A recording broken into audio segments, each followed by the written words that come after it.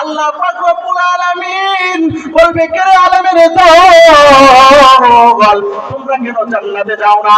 আমি তো তোমাদেরকে জান্নাতে যাওয়ার জন্য বললাম। তারা বলবে, আল্লাহ,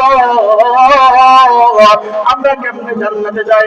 কাদের দল দারুসসালাম নুরানিয়া হাফেজিয়া মাদ্রাসায় আমরা পড়াইছিলাম, আজকে ওখান থেকে পড়ে হাফেজ হয়েছি, ওখান থেকে পড়ে আলেম হয়েছি।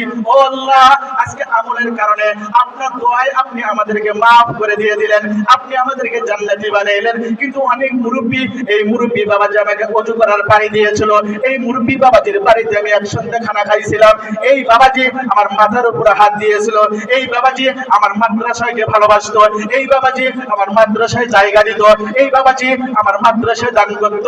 আল্লাহ, আজকে আমরা জান্নাতে যাব, তারা জাহান্নামে যাব, এইটা কেমন করে হয়? মনটাকে মানাইতে পারি না গো আল্লাহ। আল্লাহ পাক বলবে, কি চাস বল থেকে বল। ও আল্লাহ, আপনি তাদেরকে আপনার রহমান নামের উসিলায় মাফ করে দিয়ে দিন। আল্লাহ পাক রব্বুল আলামিন বলবে, আলেমের দল,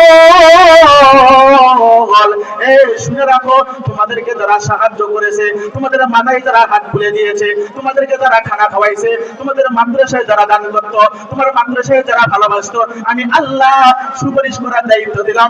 এক এক করে সুপারিশ করে আমার জান্নাতে তোমরা নিয়ে যাও।